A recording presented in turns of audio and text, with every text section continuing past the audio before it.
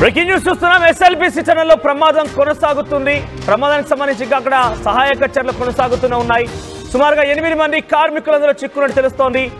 14 కిలోమీటర్ల దగ్గర ఈ టన్నెల్ కుంగిపోయింది. ప్రమాద సమయంలో టన్నెల్లో 52 మంది కార్మికులు ఉండగా వారిలో 42 మంది రక్షించారు రెస్క్యూ టీం. 8 మంది గల్లంతైపోయారు. సో సుమారుగా వారి ఆచూకీ కోసం పెద్ద మొత్తంలో అక్కడ ఎస్డీఆర్ఎఫ్ ఎన్డీఆర్ఎఫ్ సిబ్బంది చేరుకొని వారిని బయటికి తీసే ప్రయత్నం చేస్తోంది. ప్రమాదం జరిగిన టన్నెల్లోకి ఎన్డీఆర్ఎఫ్ బృందాలు వెళ్ళిపోయే ఘటనా స్థలం నుంచి వారి దగ్గరికి వెళ్ళి సిబ్బంది ప్రయత్నం చేస్తున్నారు. సుమారుగా 14 కిలోమీటర్ల లోపల వాళ్ళు అక్కడ చిక్కుకొని ఉంటే ఈ యొక్క ఎన్డీఆర్ఎఫ్ సిబ్బంది సుమారుగా 9 కిలోమీటర్ల వరకు వెళ్ళగలిగింది. అక్కడి నుంచి వెళ్ళాలంటే చాలా తీవ్ర కష్టంగా మారిపోయింది. దీంతో మళ్ళీ ప్రత్యామ్నాయ మార్గాన్ని ఏర్పాటు చేస్తున్నారు. టన్నెల్లో భారీగా బురద మట్టి పేరుకుపడి తెలుస్తోంది. సహాయక చర్యలకు సంబంధించి ఆ బురద నీరు ఆటంకంగా మారింది. సొరంగంలో 8 మంది ఆరోగ్యం పైన ఆందోళన కలిగిస్తోంది. వారు ఇంకా బ్రతికే ఉన్నారా అనే అనుమానం కూడా వ్యక్తమవుతోంది. గల్లంతైన వారిలో 2 ఇంజనీర్లు కూడా ఉన్నట్టు అనుమానం వ్యక్తమవుతోంది. సొరంగం లోపల గాలి విద్యుత్ సదుపాయాలు లేక తీవ్ర ఇబ్బందులు పడుతున్నారు. సో మొత్తం మీద ఎస్ఎల్బిసికి సంబంధించి ప్రజెంట్ సినారియో ఏంటి? నిన్న ఉదయం 8:30 సమయంలో అంటే ఎగ్జాక్ట్గా ఇప్పటికీ 24 గంటలు కావస్తోంది. 24 గంటల్లో మరి అక్కడ చిక్కున్న వారు ఎలా ఉన్నారు, వారి ఆరోగ్య పరిస్థితి ఏంటి, వారు ఏ రకంగా అక్కడ ఇబ్బందులు పడుతున్నారు ఇంకా ఎవరికి తెలియడం లేదు. ఇంకా కూడా వారు ప్రాణాలతో ఉన్నారా అనే అనుమానం కూడా కలుగుతోంది. అప్డేట్స్ మణికంఠ అందిస్తారు. ఎస్ మణికంఠ, ఏంటి ఎస్ఎల్బిసిలో సహాయక చర్యలు ఎలా కొనసాగుతున్నాయి? ప్రజెంట్ మీ దగ్గర ఉన్న అప్డేట్స్ ఏంటి? ప్రజెంట్ అక్కడ సహాయక చర్యలకు సంబంధించి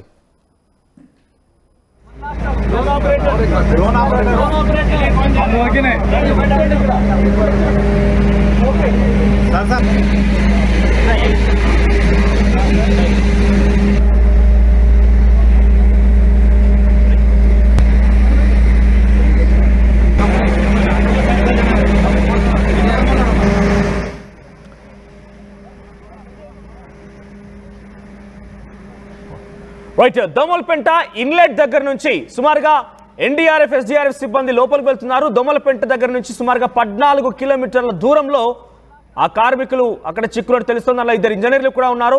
అయితే ఇక్కడ సహాయక చర్యలు చేపట్టేటువంటి ఎన్డీఆర్ఎఫ్ ఎస్డీఆర్ఎఫ్ సిబ్బంది కేవలం 9 కిలోమీటర్ల వరకు మాత్రం వెళ్ళగలుగుతున్నారు. ఆ తర్వాత వారు లోపలికి వెళ్ళాలంటే చాలా తీవ్రంగా కష్టంగా మారింది. ఆ టన్నెల్ లోపల మొత్తం కూడా బురద నీరు పెద్ద ఎత్తున నిండిపోయి ఉంది. ఈ బురద నీరు కారణంగా లోపల వెళ్ళలేకపోతున్నామంటూ చెప్తున్నారు. మరి ప్రత్యామ్నాయ మార్గాల కోసం అన్వేషిస్తున్నారు ఎన్డీఆర్ఎఫ్ ఎస్డీఆర్ఎఫ్ సిబ్బంది. ఎస్, మరిన్ని డీటెయిల్ అప్డేట్స్ మణికంఠ అందిస్తారు. ఎస్ మణికంఠ, ఏంటి ప్రజెంట్ అక్కడ ఎటువంటి సహాయక చర్యలు కొనసాగుతున్నాయి? అప్డేట్స్ ఏంటి?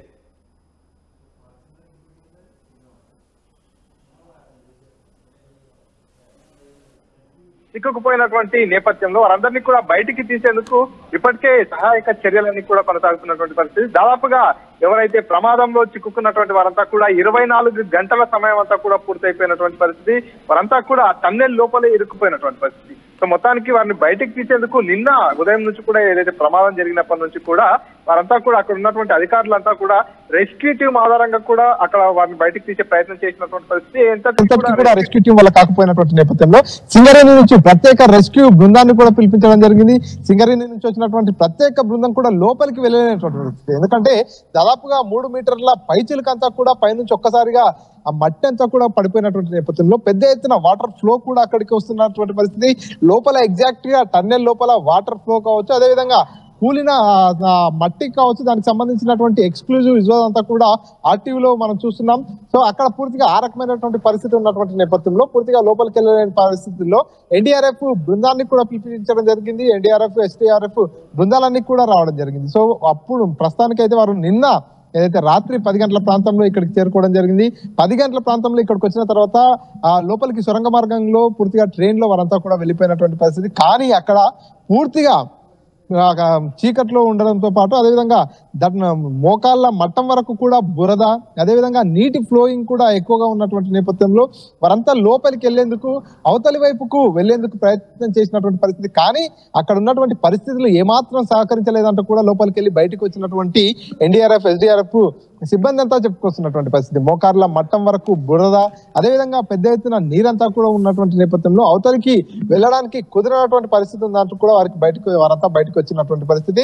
సో లోపలికి వెళ్ళాలంటే ఖచ్చితంగా అయితే ఆ బురదనంతా కూడా బయటికి తీసేటటువంటి ఒక మిషన్ కావాలి. అంతా కూడా సింగరేణి ఆ ప్రాంతాల్లో ఉంటుంది. ఆ మిషన్ వచ్చినట్టయితే ఆ మిషన్ ద్వారా బురదను ఆ నీటిని అంతా కూడా బయటికి తోడేసినట్టయితే అప్పుడు లోపలికి వెళ్ళేటటువంటి అవకాశం ఉంటుందంటూ కూడా లోపలికి వెళ్ళి వచ్చినటువంటి ఎన్డీఆర్ఎఫ్ ఎస్డీఆర్ఎఫ్ సిబ్బంది అంతా కూడా చెప్పుకొస్తున్నటువంటి పరిస్థితి. ఈ నేపథ్యంలోనే మరి లోపల వారి పరిస్థితి ఏందనేది అయితే పూర్తిగా ఆందోళనకరంగా మారినటువంటి పరిస్థితి.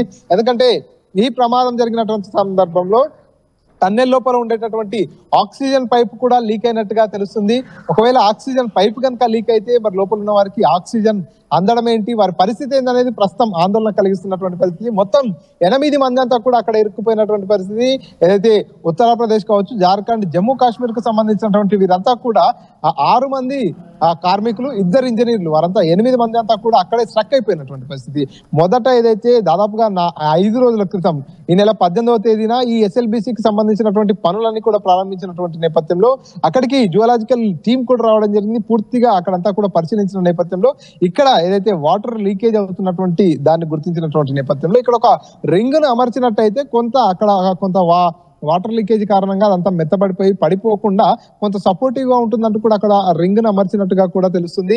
ఈ నేపథ్యంలోనే ఆ వాటర్ ఎక్కువగా రావడం వల్ల పూర్తిగా నిన్న ఏదైతే ఎగ్జాక్ట్ గా ఇదే సందర్భంలో అని చెప్పుకోవచ్చు 8 గంటల ప్రాంతంలో ఆ సిబ్బంది అంతా కూడా దాదాపుగా 42 మంది అంతా కూడా లోపలికి పనులు చేయడానికి వెళ్ళినటువంటి నేపథ్యంలో ఒక్కసారిగా ఈ 8 మంది అంతా కూడా అవతల వైపుకు ఏదైతే మోటార్ వైపుకు ఉన్నటువంటి నేపథ్యంలో మిగతా వారంతా కూడా బయట వైపుకున్నారు. ఒక్కసారిగా చిన్న శబ్దాలు వస్తున్నటువంటి నేపథ్యంలోనే వారంతా కూడా భయాందోళనకు గురవుతున్నటువంటి పరిస్థితి. ఒక్కసారిగా మట్టి పెళ్ళలంతా కూడా పైనుంచి ఊడి పడిపోతున్నటువంటి నేపథ్యంలో అక్కడ ఉన్న వారంతా కూడా ప్రాణ భయంతో బయటికి పరుగులు తీశారు. ఆ 8 మంది మాత్రం ఆ మోటార్ కు అవతల వైపు ఉన్నారు కాబట్టి వారంతా బయటికి రాలేనటువంటి సిచ్యువేషన్. ఈ నేపథ్యంలో ఆ 8 మంది మాత్రం అక్కడే స్ట్రక్ అయిపోయినటువంటి పరిస్థితి.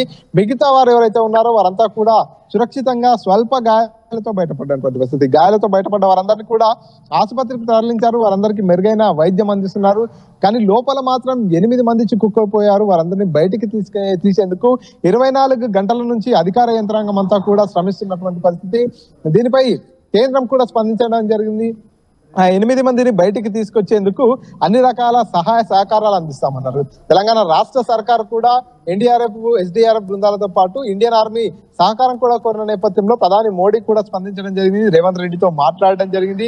పూర్తిగా లోపల ఉన్న వారిని సురక్షితంగా బయటకు తీసేందుకు ప్రయత్నాలు చేస్తున్నారు. కానీ 24 గంటల సమయం గడుస్తుంది. లోపలంతా కూడా లోపలికి వెళ్లాల్సినటువంటి ఎన్డీఆర్ఎఫ్ ఎస్డీఆర్ఎఫ్ బృందాలు సైతం మోకాళ్ళ మట్టం వరకు బురద ఉంది అంటూ కూడా చెప్పుకొస్తున్నటువంటి నేపథ్యంలో ఆక్సిజన్ పైప్ లైన్ కూడా లీకేజ్ అయినట్టుగా అనుమానం వ్యక్తం చేస్తున్నటువంటి నేపథ్యంలో లోపల ఉన్న వారి పరిస్థితిపై అయితే ప్రస్తుతం ఆందోళన రేకెస్తున్నటువంటి పరిస్థితి. 24 గంటలు గడిచింది. వారు ఎలా ఉన్నారనేటటువంటి వారి యోగక్షేమాలు కూడా తెలియలేనటువంటి నేపథ్యంలో ప్రస్తుతం అయితే వారి పరిస్థితి ఏంది, పూర్తిగా ఇప్పుడు ఏదైతే ఆ బురదను కావచ్చు మన నీరంతా కూడా బయటికి వెలికి తీసేందుకు ఎటువంటి యంత్ర పరికరాలు అవసరం అవుతున్నాయి, అవన్నీ వచ్చే వరకు ఏ సమయం పడుతుంది అనేది అయితే పూర్తిగా ఆసక్తికరంగా మారింది. నిన్న ఎవరైతే మంత్రి ఉత్తమ్ కుమార్ రెడ్డి అదేవిధంగా జూపల్లి కృష్ణారావు ఇద్దరు కూడా ఇక్కడికి రావడం జరిగింది. క్షేత్ర స్థాయిలో పూర్తిగా పరిశీలించిన తర్వాత ఇక్కడ ఉండేటటువంటి ఇంజనీర్లతో అధికారులతో అంతా కూడా మాట్లాడిన తర్వాత ఈ విషయాన్ని అంతా కూడా సీఎం రేవంత్ రెడ్డికి సీఎంఓ కార్యాలయానికి తెలియజేసినటువంటి పరిస్థితి. ఈ నేపథ్యంలోనే పూర్తిగా కేంద్రం రాష్ట్రం రెండు కూడా స్పందించడం జరిగింది. అక్కడ చిక్కుకుపోయినటువంటి వారందరినీ కూడా సురక్షితంగా బయటకు తీసేటటువంటి ప్లాన్ లో ఉన్నట్టుగా తెలుస్తుంది. గతంలో చూసాము ఇటువంటి టన్నెల్లో జరిగినటువంటి ప్రమాదంలో అక్కడ ఇరుక్కుపోయిన వారిని పూర్తిగా ఈ టన్నెల్ లోపల నుంచి ఆ మట్టి కావచ్చు ఆ శకలాలన్నింటినీ తోడి బయటికి తీసేందుకు ఇబ్బందికరమైనటువంటి వాతావరణం ఉన్న నేపథ్యంలో పైనుంచి ఎగ్జాక్ట్ గా సమాంతరంగా ఎక్కడైతే ఈ టన్నెల్ ప్రమాదం జరిగిందో అక్కడ నుంచి హోల్ పెట్టేసి వారందరినీ కూడా బయటికి తీశారు. కానీ ఇక్కడ పూర్తిగా 14 కిలోమీటర్ల పక్కనే ఈ ప్రమాదం జరిగింది కాబట్టి అక్కడ పెద్దగా ఎక్కువ డిస్టెన్స్ లేకపోవడం వల్ల వీరిని ఎలా బయటికి తీయాలనేది పెద్ద టాస్క్ గా మారిపోయినటువంటి పరిస్థితి. పూర్తిగా ఏదైతే హోల్లో ఉండండి, మనకు ఆర్టీవీ స్క్రీన్ పైన లైవ్ విజువల్స్ ని చూపించే ప్రయత్నం చేస్తున్నాము. ఎస్డీఆర్ఎఫ్ ఎన్డీఆర్ఎఫ్ సిబ్బందితో పాటుగా సింగరేణి సంస్థకు సంబంధించినటువంటి ఎమర్జెన్సీ సిబ్బంది సహాయక సిబ్బంది కూడా అక్కడికి చేరుకున్నారు. సుమారుగా 14 కిలోమీటర్ల లోపల ఈ టనల్ లోపల ఆ కార్మికులు చిక్కినట్టు తెలుస్తోంది. కానీ 9 కిలోమీటర్ల వరకు మాత్రమే ఎస్డీఆర్ఎఫ్ ఎన్డీఆర్ఎఫ్ సిబ్బంది వెళ్ళగలుగుతున్నారు. ఆ తర్వాత వెళ్ళాలంటే పూర్తిగా అదంతా కూడా బురద నీరు నిండిపోయింది.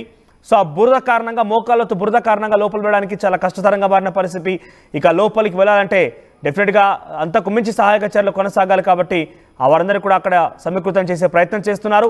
సో లోపల వారంతా కూడా సుమారుగా ఏ రకంగా ఉన్నారు, వారి ఆరోగ్య పరిస్థితి ఏంటి అంటే ఎప్పటికప్పుడు ముఖ్యమంత్రి రేవంత్ రెడ్డి వారిపై వారి యొక్క ఆరోగ్య పరిస్థితి పైన అధికారులు ఆరా తీస్తున్నారు. ఇప్పటికీ 24 గంటలు గడిచిపోయింది కాబట్టి అధికారులు కూడా ఎటువంటి అంచనా వేయలేకపోతున్నారు. ప్రత్యామ్నాయ మార్గాల కోసం అన్వేషిస్తున్నారు. ఎస్ మణికంఠ, సో ప్రజెంట్ మనం లైవ్ దృశ్యాలు చూస్తున్నాం. ఇంకా అక్కడ ఎటువంటి సహాయక చర్యలు కొనసాగబోతున్నాయి అంటే ప్రత్యామ్నాయ మార్గాలు ఏం చెప్తున్నారు, ఏ విధంగా అధికారులు అన్వేషిస్తూ ఉన్నారు? వెళ్ళినటువంటి ఎన్డీఆర్ఎఫ్ ఎస్డీఆర్ఎఫ్ బృందాలంతా కూడా రాత్రంతా సహాయక చర్యలు చేపట్టినా సరే వారందరినీ బయటకు తీసేటటువంటి లక్ష్యంతో అక్కడికి వెళ్ళడం జరిగింది. కానీ 14వ కిలోమీటర్ దగ్గర ఈ ప్రమాదం జరిగినటువంటి పరిస్థితి. కానీ 9వ కిలోమీటర్ వరకు మాత్రమే వెళ్ళేటటువంటి పరిస్థితి. ఆ తర్వాత ముందుకెళ్దామంటే పూర్తిగా బురద కావచ్చు, అదేవిధంగా వాటర్ అంతా కూడా వచ్చి చేరుతున్నటువంటి నేపథ్యంలో ముందుకు అడుగు వేయలేనటువంటి పరిస్థితి అంటూ కూడా లోపలికి వెళ్ళొచ్చినటువంటి ఆ రెస్క్యూ టీంలంతా కూడా చెప్పుకొస్తున్నటువంటి పరిస్థితి. దాదాపుగా మోకాళ్ళ మట్టం వరకు ఆ బురద అంతా కూడా వచ్చి చేరినటువంటి నేపథ్యంలో చాలా ఇబ్బందికరమైనటువంటి పరిస్థితుల నేపథ్యంలో లోపలికి వెళ్ళిన వారంతా కూడా ఏమీ చేయలేని పరిస్థితిలో తిరిగి వెనక్కి వచ్చినటువంటి పరిస్థితి. సో ప్రస్తుతానికి వారంతా కూడా పూర్తిగా చర్చలు జరుపుతున్నటువంటి పరిస్థితి. ఏ రకంగా లోపలికి వెళ్ళగలుగుతాం, ఏ రకంగా లోపల ఉన్న వారిని గుర్తించగలుగుతాం, వారిని బయటికి తీసుకురావాలంటే ఇంకా ఎటువంటి ఎక్విప్మెంట్ కావచ్చు, ఇంకా ఎటువంటి నిష్ణార్థులు కావాలనేటటువంటి దానిపై కూడా పూర్తిగా చర్చలు జరుపుతున్నటువంటి పరిస్థితి. మరి కాసేపట్లో మళ్ళీ మంత్రులు ఎవరైతే ఉత్తమ్ కుమార్ రెడ్డి కావచ్చు, జూపల్లి కృష్ణారావు కూడా ఇక్కడికి ఘటనా స్థలానికి చేరుకునేటటువంటి అవకాశం ఉంది. ఎందుకంటే నిన్న వారు స్వయంగా ఇక్కడికి రావడం జరిగింది. ఇక్కడ పరిస్థితులన్నీ తెలుసుకున్న తర్వాత నేరుగా సీఎం రేవంత్ రెడ్డితో కూర్చొని ఇదంతా కూడా దీనిపై మాట్లాడడం జరిగింది. ఆ తర్వాత కేంద్రంతో కూడా సంప్రదింపులు జరిపినటువంటి పరిస్థితి. సో ప్రస్తుతానికి ఇప్పుడున్నటువంటి సిచ్యువేషన్ ఏంటి,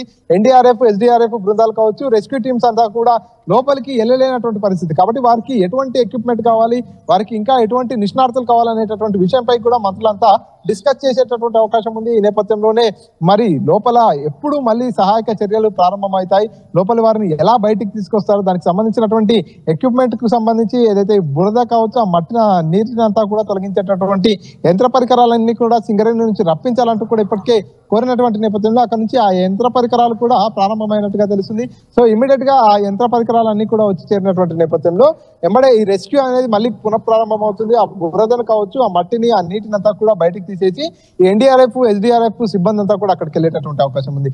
ఇండియన్ ఆర్మీని కూడా సహాయం కోరినటువంటి నేపథ్యంలో ఇండియన్ ఆర్మీ కూడా వచ్చేటటువంటి అవకాశాలు కనిపిస్తుంది. ఎందుకంటే దాదాపుగా 8 మంది అంతా కూడా అక్కడ చిక్కుకుపోయినటువంటి నేపథ్యంలో వారి ఆరోగ్య పరిస్థితి కానీ, వారి ప్రస్తుత సిచ్యువేషన్ అంతా కూడా ఏది కూడా తెలియనటువంటి నేపథ్యంలో వారిని ఏ విధంగానైనా బయటికి తీసుకురావాలి, వారందరినీ కూడా సురక్షితంగా వారి కుటుంబ సభ్యులకు అప్పజెప్పాలనేటటువంటి లక్ష్యంతోనే పూర్తిగా వారంతా కూడా ముందుకు సాగుతున్నటువంటి నేపథ్యంలో దీనిపై పూర్తిగా ఇప్పటి వరకు అయితే రెస్క్యూకు వెళ్ళినటువంటి వారంతా కూడా లోపలికి వెళ్ళలేనటువంటి పరిస్థితి, ఆ దరిదాపుల్లో కూడా వెళ్ళలేనటువంటి పరిస్థితి. పెద్ద ఎత్తున మట్టి కావచ్చు, అదేవిధంగా బురద, పూర్తిగా వాటర్ అంతా కూడా ఊట నీరంతా కూడా వచ్చి చేరుతున్నటువంటి నేపథ్యంలో కూలినటువంటి మట్టి అంతా కూడా నీటిలో కుంగిపోతున్నటువంటి పరిస్థితి. అక్కడికి లోపలికి వెళ్ళాలంటే కూడా ఆ మట్టిలో ఇరుక్కుపోయేటటువంటి ప్రమాదం ఉన్నటువంటి పరిస్థితి. కాబట్టి ఎన్డీఆర్ఎఫ్ ఎస్డీఆర్ఎఫ్ సిబ్బంది అంతా కూడా అక్కడికి చేరినప్పటికీ లోపలికి వెళ్ళలేక ఇబ్బంది పడుతున్నటువంటి పరిస్థితి. సో మొత్తానికి దీనికి సంబంధించి హై టెక్నాలజీతో కూడినటువంటి ఎక్విప్మెంట్ కూడా కావాలి.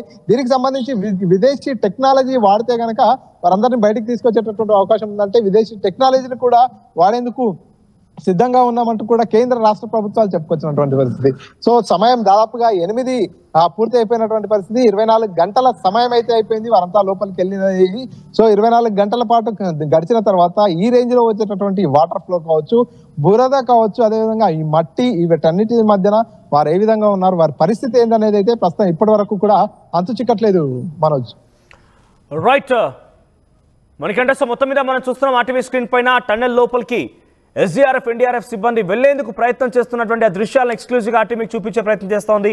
సో ఈ టన్నెల్ లోపలికి 14 కిలోమీటర్లు, కారు చీకటి, అక్కడ ఏమీ లేదు, కనీసం శ్వాస తీసుకుందామన్న ఇబ్బంది. అటువంటి పరిస్థితుల్లో పైనుంచి కొన్ని పెచ్చులు ఊడిపడిపోయి పూర్తిగా అక్కడ ఇబ్బందికరంగా వారి పరిస్థితి ఉందనంటే 24 గంటలు గడుస్తోంది. మరి వారి పరిస్థితి ఏంటి, వారు ఇంకా ప్రాణాలతో ఉన్నారా ఏంటి అని కొంత ఆందోళన కలిగిస్తాం. చూడొచ్చు అక్కడ బురద నీరుకు సంబంధించిన దృశ్యాలు మనం చూస్తున్నాం. మోకాళ్ళలోతు వరకు ఆ బురద నీరు ఆ రకంగానే ఉండిపోయింది. ఇక్కడ మనకు ఆర్టీవీ స్క్రీన్ పై లెఫ్ట్ సైడ్ బాక్స్ లో కనబడుతున్నటువంటి ఈ వ్యక్తులే ఆ లోపల చిక్కున్న వారంతా కూడా. దాంట్లో 2 ఇంజనీర్లు కూడా ఉన్నట్టు తెలుస్తోంది. మొత్తం మీద 8 మంది లోపల చిక్కుని ఉన్నారు. ఎస్ డీటెయిల్గా మీకు ఎస్ఎల్బీసీకి సంబంధించి ఆర్టీవీ అందించే ప్రయత్నం చేస్తోంది. సో ఇప్పటివరకు అయితే సహాయక చర్యలకు సంబంధించి అప్డేట్స్ చూశారు కదా. ఎన్డీఆర్ఎఫ్ ఎస్డీఆర్ఎఫ్ సిబ్బంది చేరుకున్నారు. సింగరేణి అధికారులతో పాటుగా 2 మంత్రులు కూడా పర్యవేక్షిస్తూనే ఉన్నారు. ఎస్ మీకు డీటెయిల్గా ఆర్టీవీ మళ్ళీ అక్కడ ఏం జరిగింది, ఎస్ఎల్బీసీ అంటే ఏంటి, ఎక్కడి నుంచి ప్రారంభమైంది, ఎస్ఎల్బీసీ ద్వారా ఎటువంటి లాభం జరగబోతోంది, ఇప్పుడు జరిగిన సంఘటనలో వారంతా ఎక్కడుందా అన్న డీటెయిల్గా మీకు అందించే ప్రయత్నం చేస్తుంది. టీవీ యాప్ వార్తల్ని క్షణాల్లో చదివే అవకాశం ఉంటుంది. ఒక న్యూస్ పేపర్, ఒక టెలివిజన్ ఛానల్ మీ చేతుల్లో ఎప్పుడూ ఉంటాయి.